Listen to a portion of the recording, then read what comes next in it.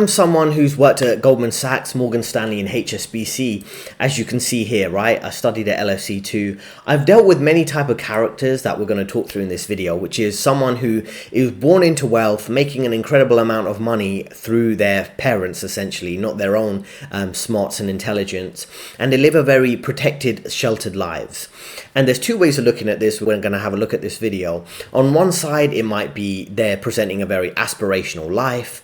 They are, have significant investments that allow them to live their life without doing much work apart from managing their own portfolio and managing their real estate portfolio. And they have a lot of time freedom to focus on their health, focus their own well-being and their friends and their family and things like that. And the other side of way of looking at this is quite interesting, because these people, to put it as nicely as I can, they're eventually going to be quite strongly envied by other people who are really struggling due to the destructive economic practices of the Western governments through high inflation rates and corruption and cost of living crisis, the inability for people to buy houses and have families and things like that. And if essentially these people who are kind of publicly posting and bragging about how much money they have, they could become a target due to their privilege in a sense of being lazy, they're lacking skills. If they do fall on hard times, they probably wouldn't do too well because they're basically living off their parents' backs. And when I worked at major investment banks, Goldman Sachs, Morgan Stanley, HSBC and other companies like that, you deal with people like this who basically their dad hooked them up with a job. I worked at one company I won't name, and we hired someone on the sales team who was the son of a major hedge fund owner who was a major client of that particular team. And he was really dumb, but he was super wealthy from his parents, having loads of cars and houses and things like that, and he never had to work a day in his life. And if the job market does kick in and his parents do lose their social status or their position, this guy would be worse than unemployed. It'd be in a really struggling situation. So when you look at people like this, you think about, okay, they're making a lot of money now. How long is this sustainable? How could they really survive in a real job market or a challenging job market like we see now? And it's quite interesting. So let's have a look at what she has to say. My $80,000 monthly income on. My biggest expenses are my properties. So I own 3 properties which I visit seasonally. My house in Houston is where I live majority of the time. My New York apartment for when I want to be a city girl and go on shopping trips over the weekend. And my apartment in Korea for when I visit family. I visit Korea 8 to 10 times a year to visit my parents, and I always fly business class. Flying comfortably for that long in the air makes paying for business class so worth, but for all my domestic flights, I ride privately. And most of my domestic flights are to New York because I love shopping in the city. So I'll meet up with my friends, go shopping, eat good food, and I also love to buy gifts. Recently, my boyfriend was needing a new belt, so I went to New York to get him a classic leather belt. But yes, basically when in New York, most of my money is spent on traveling, shopping, and eating. Speaking of eating, at my Houston house, I have private chefs who cook me anything I ask for. It saves me so much time because ultimately time is also money. But something that requires a lot of time but is so worth it are all the treatments I get done, like my laser hair removal sessions, my bi-weekly scalp treatments, weekly facials, and quarterly high-quality haircuts. These are some of the high-maintenance things that help me stay low maintenance. Anyways, those are just a few of the things I spend my money on throughout the month.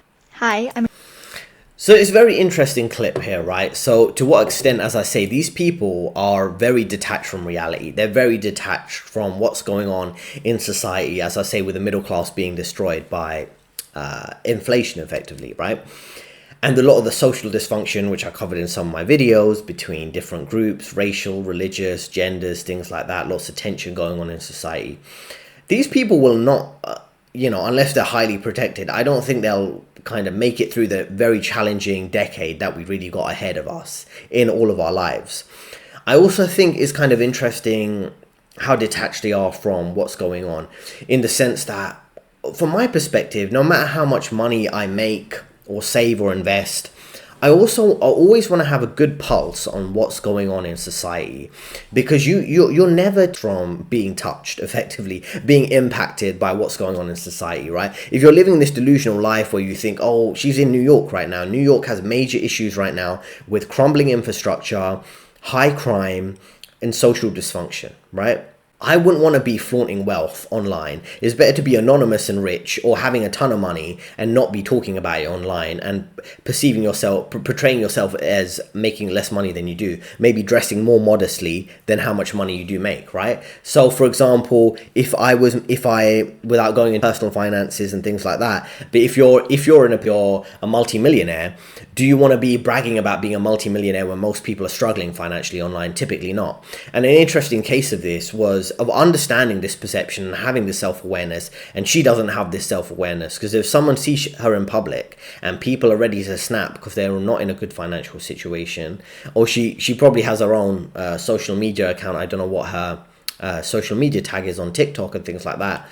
I won't be surprised if she's in New York and someone sees her and tries to rob her. Do you get me? With an expensive handbag. This now is not the time to have expensive watches and expensive handbags and be flaunting that in public places, right? People are very on edge, as I say, of who's got wealth and who hasn't.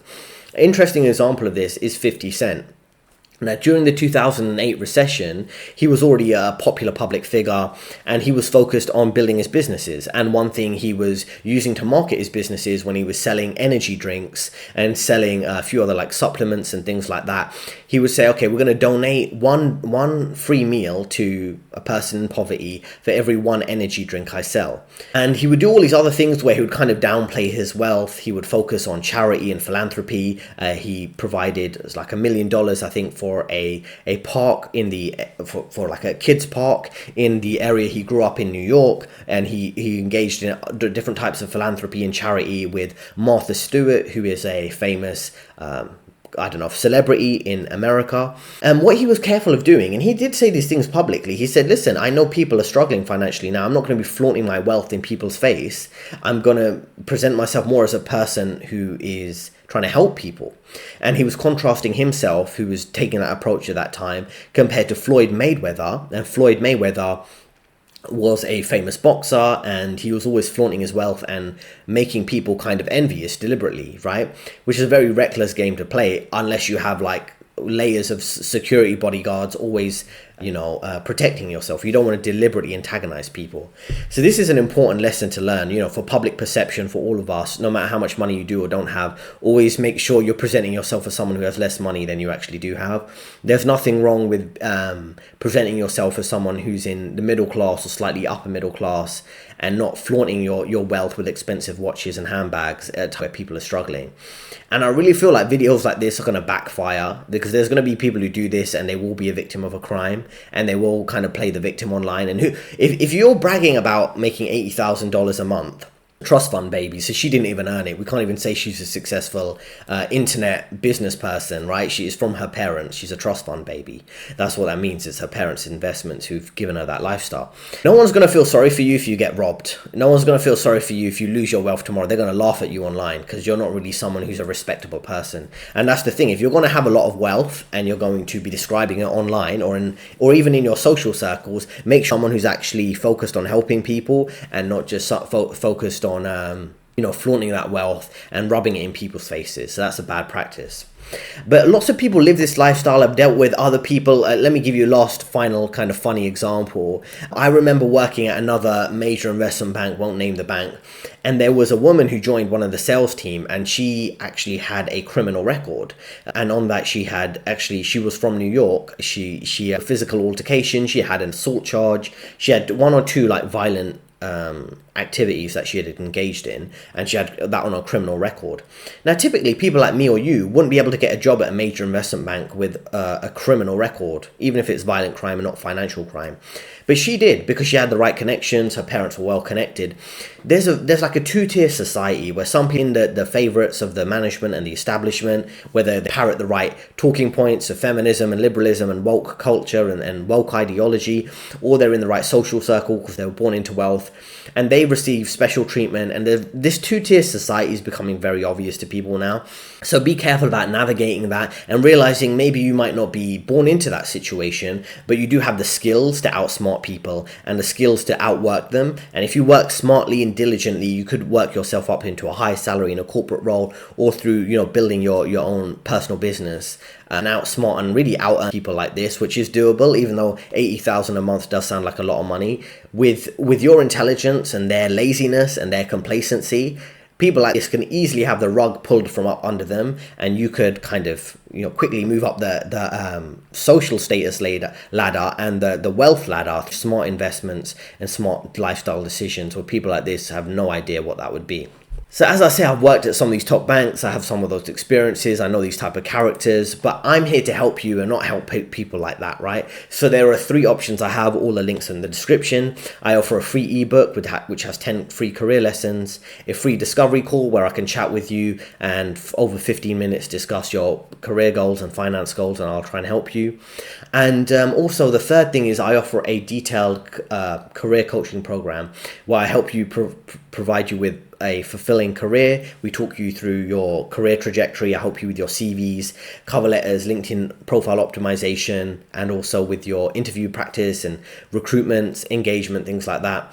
And then also help you with time freedom, whether that's a job where you're doing more hybrid work, part-time, contract work, remote work, things like that. And then I help you be rich forever through budgeting, savings, and investments, so you can really manage your long-term stability and have a long-term life that you actually love and actually enjoy living. So that's what I have to offer you. I hope you feel free to reach out to me through those links in the description, and we can take it from there. There are 2 recommended videos on your screen right now, a free ebook in the description, and I'll see you next time.